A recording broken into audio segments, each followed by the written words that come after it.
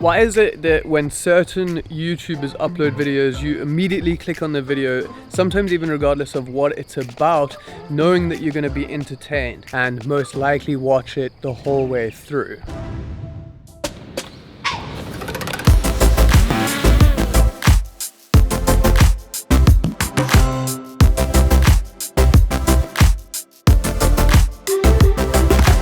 So this is obviously super important as a creator, and we want to try and achieve that so we can get people to click on our videos, and I think it largely comes down to storytelling. And I've seen a lot of content about storytelling in a traditional sense, like in films and that style of media, but there's not that many that are covering how you can do effective storytelling in YouTube videos. So I have a couple of things that I want to share with you guys in today's video about how you can translate storytelling into YouTube videos specifically.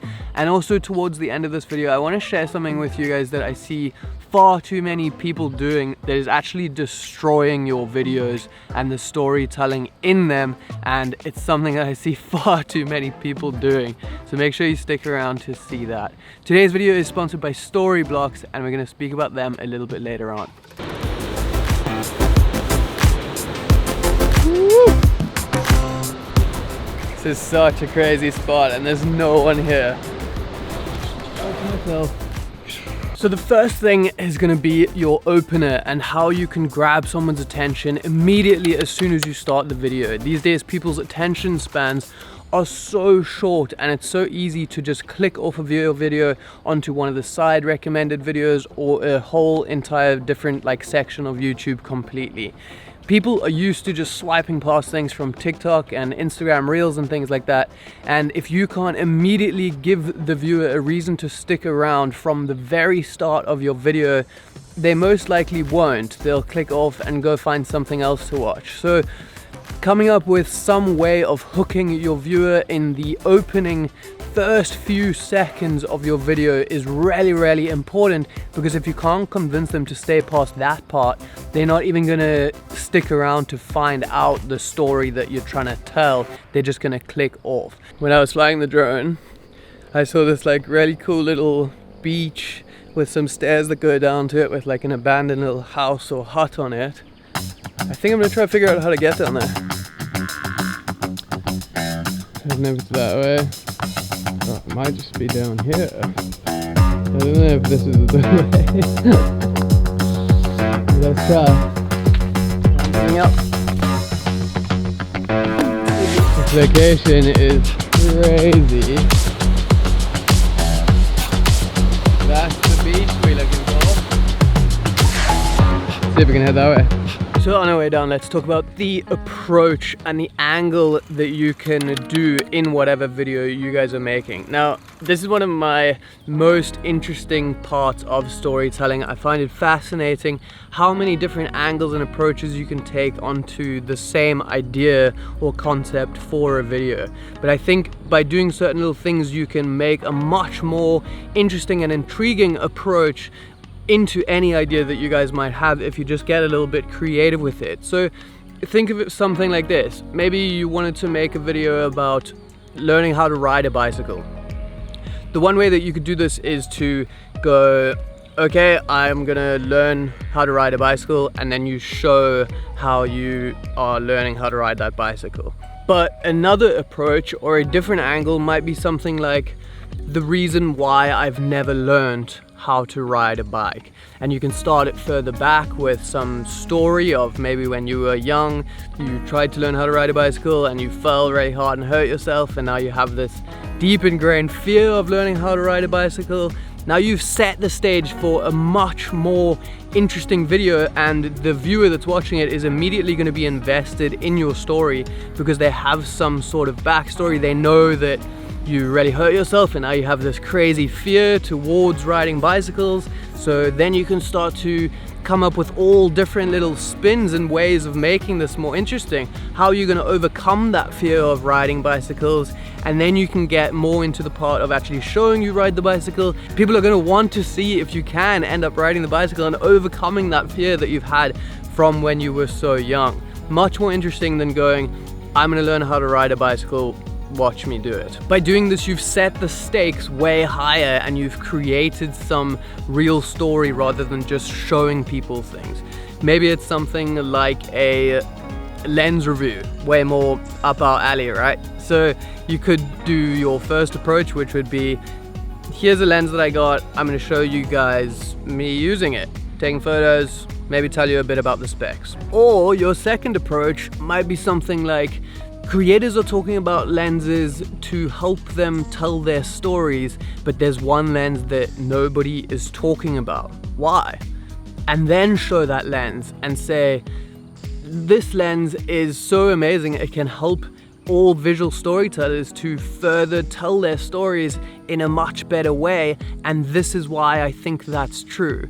That's the same video, but two very different approaches or setups to the way that you're gonna tell the story about that same video. An interesting way to think of this, and I saw this somewhere else, I'm not claiming it as my own, but stories should not go, this happened, then this happened, then this happened. There should be more something along the lines of, this happened, but then this is going to happen, therefore this is going to happen. And that's going to be a far more interesting way of like telling any story. And you have some sort of correlation between each one of those points that unfold, rather than just things going this, this, this. There's a narrative of things going through for that same idea.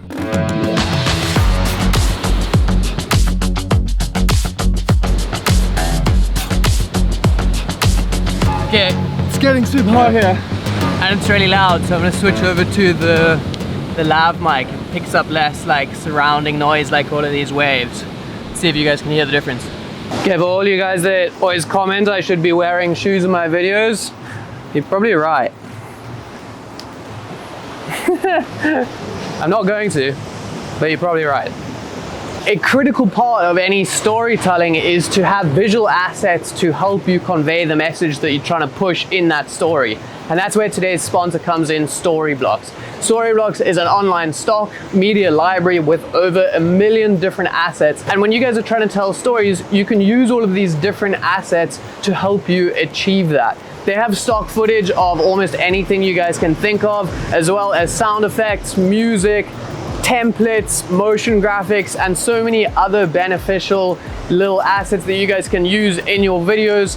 Not only that, Storyblocks has a monthly subscription for one small fee, and when you sign up, you get unlimited downloads. So you can use as many of these assets as you want in as many of your videos as you want, just to help you push those stories. Imagine a video like this, how boring it would be if it was just shots of me and my talking face the entire video.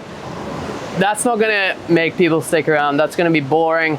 You need to get visual elements to overlay, like B-roll of something that you're talking about, to make your video interesting, and you can do exactly that with Storyblocks. They're gonna be linked in the top of the description. Go and check them out. I've been using them for years and they are truly beneficial to any creators like you and I. So go and click on it.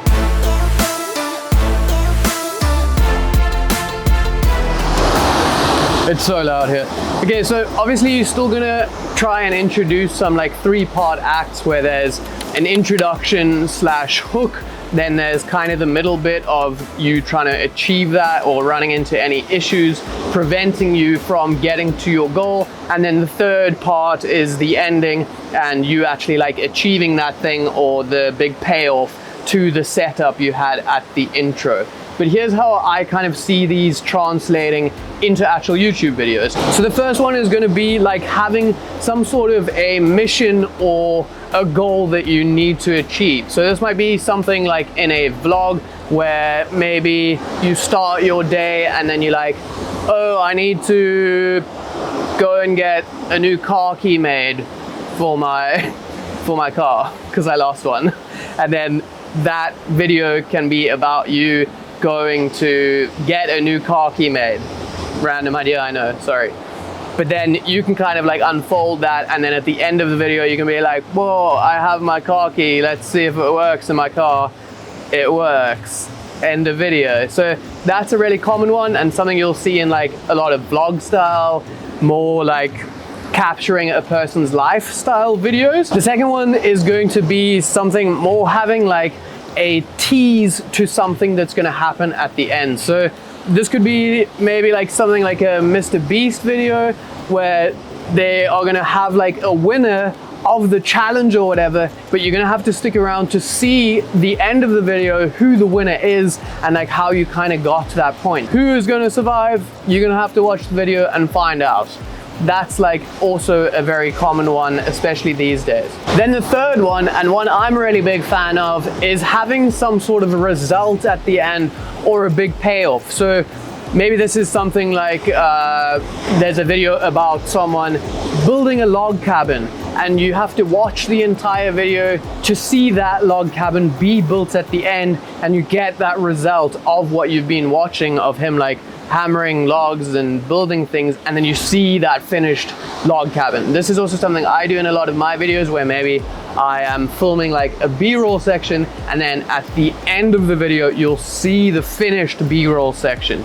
This also just gives the person watching a reason to stick around till the end so that they can see that finished product. And you'll see that throughout all of these ideas, you're always giving the viewer a reason to stick till the end because of this. So that's really important, and one of the most important things I feel when it comes to storytelling in videos. The last one doesn't really abide by this rule, and that's some sort of knowledge-based video, maybe even something like this, where the reason that you're watching it is to find out the knowledge that the person is gonna tell you. You wanna know something, and I'm gonna tell you that thing, so you need to stick around and watch it so that you can find out that thing that you want to know. So these can kind of be translated into like any style of little videos, but in general, these are the most common ones that I kind of see, and the ones that I try to stick to in my videos, just to make it interesting, because there's that thing coming at the end of the video.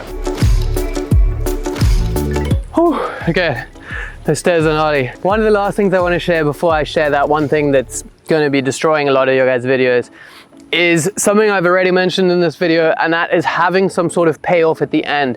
This is arguably the most important thing when it comes to storytelling. If you're not giving the viewer some sort of motive to stick around to the end of the video, they most likely won't, because why would they? They could click on another video.